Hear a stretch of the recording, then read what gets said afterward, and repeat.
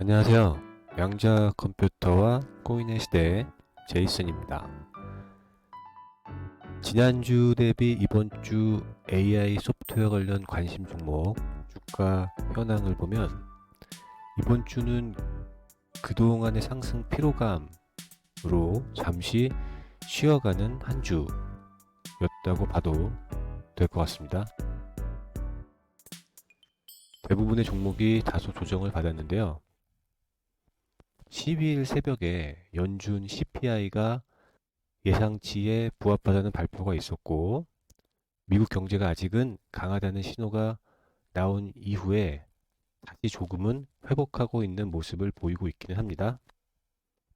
주간 가격 기준으로만 보면 팔란티어가 3% 정도 상승했고요. 퓨어 스토리지가 3% 상승, 그리고 C3AI는 7% 정도 상승을 했네요. 다만 최근에 좋은 모습을 보여줬던 이노데이터는 17.4% 정도 하락을 하면서 다소 큰 조정을 보여줬습니다. 그럼 오늘은 다소 큰 폭의 하락을 보인 이노데이터하고 제타 글로벌 홀딩스 이 두 개 종목을 조금 더 알아보도록 하겠습니다. 지난주에 이노데이터에 대해서 기대가 되는 종목이다 라고 좀 말씀을 드렸었는데요. 이번 주에 조정을 많이 받은 모습입니다. 그래서 다시 한번 이 종목에 대해서 조금 더 살펴보면요. 우선 멀티배거 종목을 식별을 하려면 몇 가지 주요 트렌드를 살펴봐야 하는데요. 무엇보다도 두 가지를 보는 것이 중요합니다. 첫째는 사용 자본 이익률이 증가하는지, 둘째는 회사의 자본 사용 금액이 확대되고 있는지를 보는 게 중요한데요. 이것을 보고 우리가 유추할 수 있는 것은 회사가 수익을 계속해서 더 높은 수익률로 재투자하고 있는지를 볼 수가 있기 때문입니다. 여기서 ROC가 무엇인지 잘 모르는 분들을 위해 잠시 설명을 드리면 ROC는 회사가 사업에 투입한 자본에서 창출할 수 있는 세전 이익의 양을 측정하는 것인데요. 다시 말해서 사용 자본 이익률은 이자 및 세금 공제 전 이익을 총 자산에서 부채를 뺀 투입 자산으로 나눈 그런 값이라고 보시면 될 것 같습니다. 그래서 계산을 해보면 이노데이터의 ROC는 27%가 나오네요. 수치로만 보면 좋은 수익률일 뿐만 아니라 유사한 산업의 회사들이 얻는 평균 15% 정도를 앞서고 있습니다. 이노데이터가 투자해서 이렇게 보상을 받고 세전 이익을 창출하고 있다는 사실이 고무적이라고 볼 수 있습니다. 왜냐하면 얼마 전까지만 해도 이 회사가 손실을 보고 있었는데 지금 상황이 바뀌어서 자본에서 27%를 벌어들이고 있으니까요. 그래서 실적을 조금 더 자세히 보면 2021년부터 3년 연속 적자를 기록했지만 올해부터 흑자로 전환이 됐죠. 특히 3분기에 5,220만 달러라는 최고 매출을 기록했습니다. 그리고 회사의 매출이 계속 증가 추세이고 특히 올 3분기에는 매출과 영업이익이 급격히 증가를 했죠.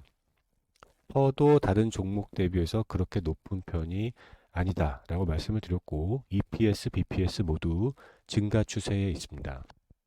거기다가 이노데이터는 이전보다 60%더 많은 자본을 사용하고 있는데 이것이 말해주는 것은 내부적으로 어느 때보다 더 높은 비율로 자본을 투자할 수 있는 기회가 많다는 거죠. 그걸 보여주고 있는 거고요.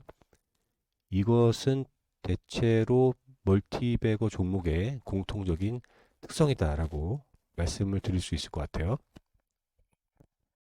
그리고 지난 시간에도 말씀드린 바와 같이 이노데이터는 M7, 그러니까 엔비디아, 애플, 마이크로소프트, 메타, 아마존, 알파벳, 테슬라 이 기술 회사 중에 5개사와 관계를 맺고 있고요.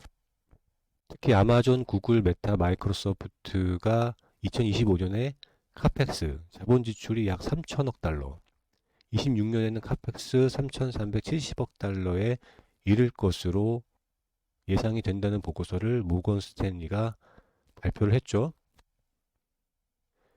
이런 점도 이노데이터의 큰 수혜가 예상이 되는 부분입니다. 전문가들의 의견을 종합해서 좀 말씀을 드리면 이노데이터의 연간 수익 그리고 매출은 각각 23%, 25.5% 성장할 것으로 예상하고 있고요. EPS는 연간 16.3% 성장할 것으로 예상을 했다고 합니다. 정리를 좀 해보면 주가가 이번 주에 조정이 많이 되긴 했어요. 하지만 시총 대비해서 기초 체력이 좋아지는 회사고 내년도의 성장 전망도 좋은 편이기 때문에 주가는 어느 정도 선에서 베이스를 다지고 다시 좋은 모습을 보여주리라 생각이 됩니다. 그럼 이어서 제타 글로벌 홀딩스를 잠시 말씀드리도록 하겠습니다.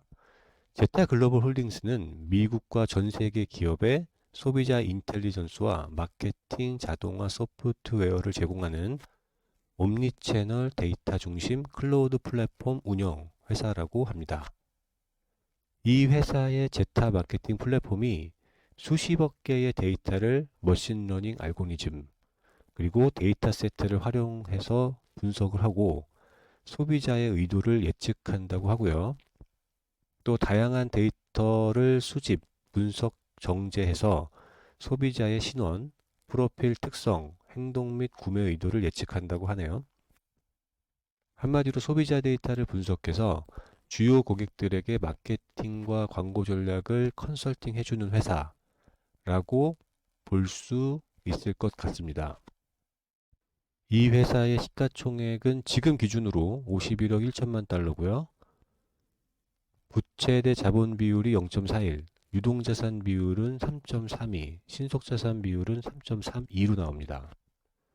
그리고 이 회사는 분기당 EPS가 마이너스 0.09로 나오고요. 합의 추정치인 0.17보다 0.26이 낮습니다. 제타 글로벌 순이익률은 13.35, 자본 수익률이 45.22% 마이너스로 나와 있고요. 이번 분기에 2억 6,800만 달러의 매출을 올렸네요. 분석가 추정치 2억 5,200만 달러를 상회했습니다. 작년 같은 분기에 이 회사는 EPS 마이너스 0.27를 기록했었는데 지금은 좋아진 것이고요. 분기 매출은 작년 같은 분기에 비해 42% 증가했습니다.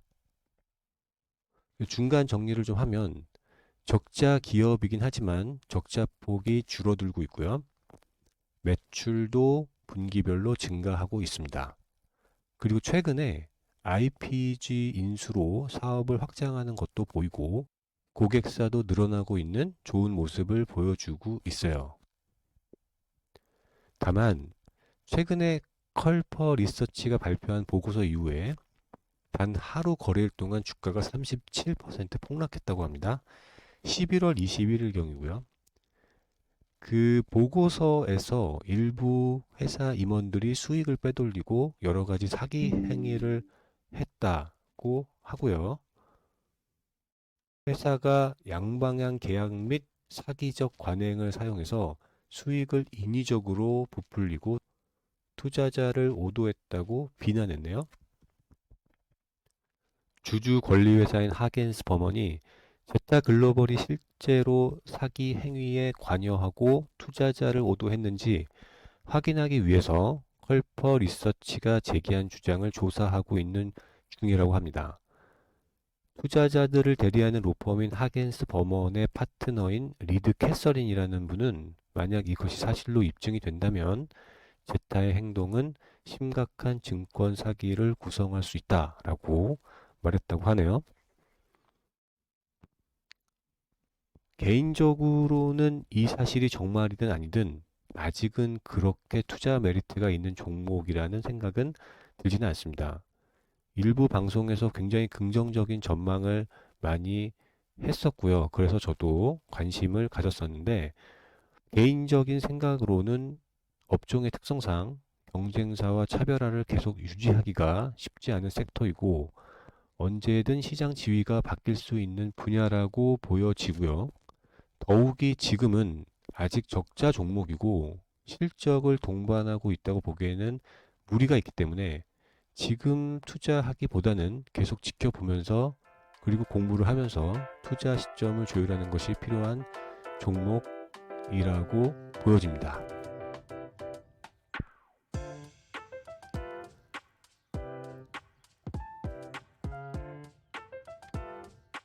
네, 오늘도 시청해 주셔서 감사드리고요. 좋은 하루 보내시고요. 다음에 좋은 소식으로 다시 찾아뵙도록 하겠습니다. 감사합니다.